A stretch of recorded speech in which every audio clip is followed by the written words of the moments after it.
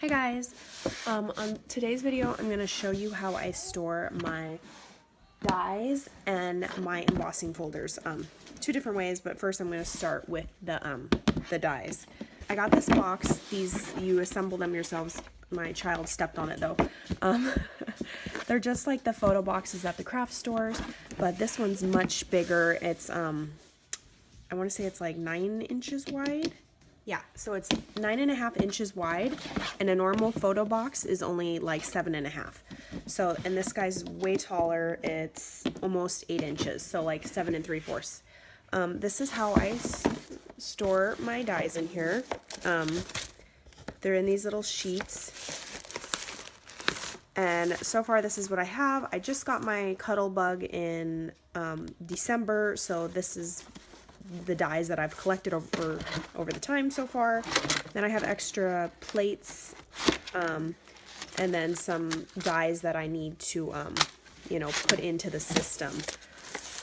So, for instance, these are all like put together, like all my bows, these are like borders, anything nesting. I just kind of put them all in the same area. And then ones that had like cute packaging, like these ones, these little bees, they come with their own magnetic sheet already. So it's very thick, sturdy and heavy duty. So I don't want to, take away from that.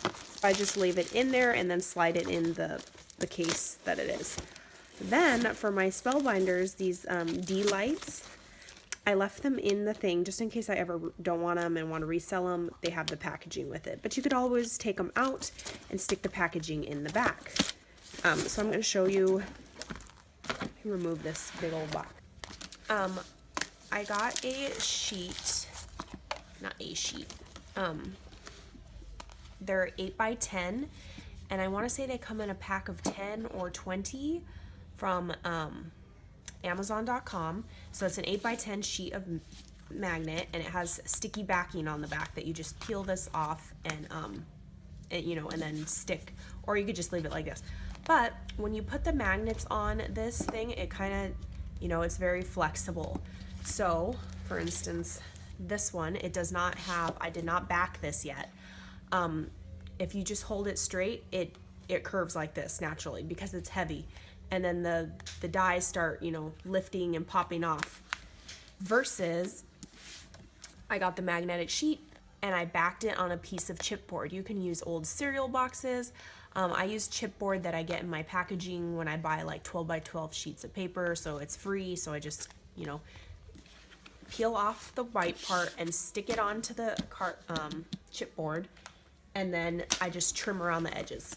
Like, this is not perfect, guys, by any means. This was before I had a system. I just had the magnets, but now I have like a sleeve for it. So that's where I get the magnets from. Then, from your local dollar store, Dollar Tree, 99-cent store, I think they all carry them, are these sheet protectors. It comes in a pack of 20. So what I did is I got, because I have tons of 110-pound cardstock. That's a really thick cardstock. If you didn't know that there's different like heavy weights of cardstock. The normal one we use is like 65. So this is 110. It's very thick. So I cut this down. It was at 8.5 by 11. So I cut it down as tall as I wanted it in my box. So that's what I did because of the box that I was working with. Then once you cut all your sheets down, I just stick it into the clear sheet protector. I'm not gonna try to do that right now. Once it's in there, because it's gonna reflect on camera. And then I just got nice sharp scissors and cut right along the edge. So this is this one. Some of these clear protectors are more clear than others. For instance, the 99-cent store, they're like turbo clear. And then the ones from Dollar Tree are a little bit more hazy, if that makes sense. So then, once it's, in my little box that I have, I leave it in there and I just take the die out, or I can take the whole bag out. But with there, it's easier to, you know, flip through and flap because it needs to be sturdy. And I didn't want to waste the whole box and only make it this short because the box is really tall. It's like 9 inches or something. So this little section, I figured in the future I could get my tape labeler and label like what's on it. Like this would be called bows, but that's going to take a lot of time. So I don't know if I'll end up doing that.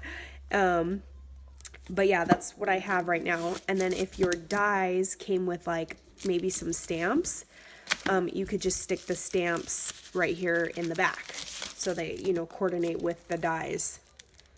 So for now, that's like a cheap way to store your dies. Like, I know you can get these magnet strips other places, but I want to say by the time you buy however many there are, they're a little bit more expensive versus just buying a sheet and cutting it in half yourself.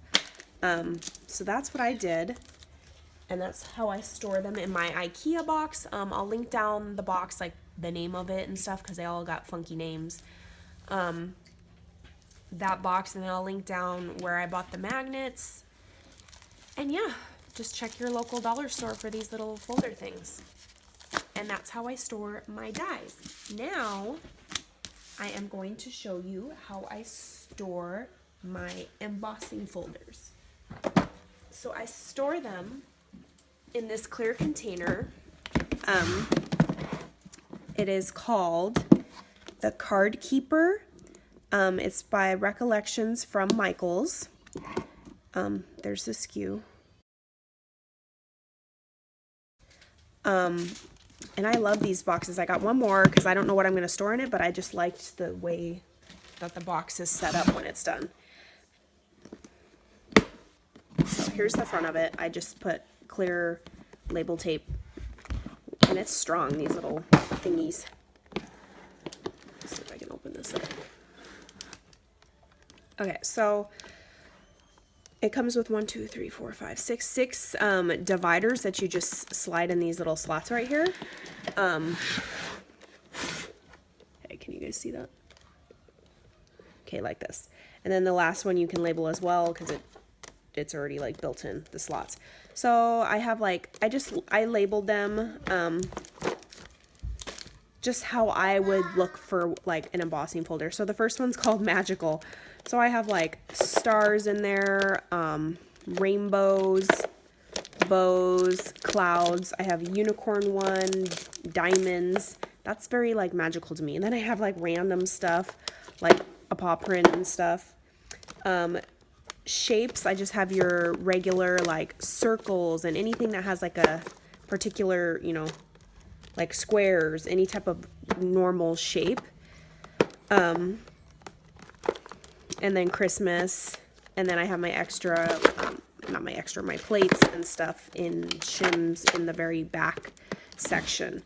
These are the, let's see, I'll show you. These are the 5x7s, and these are the 4x6, maybe? 5x, I don't know the sizes there. So it does fit the taller ones. You can just leave it standing up, and then you can put 2 next to each other. So that's what I did. Most of mine are 4x6s. They're little, so I just have them in there like this. This one I turned it down. You can turn it sideways however you want. And then these new ones from Joann's, I'm going to leave them, you know, in the upright position. I'm going to put this in shapes because it's a heart, so that I remember to use them.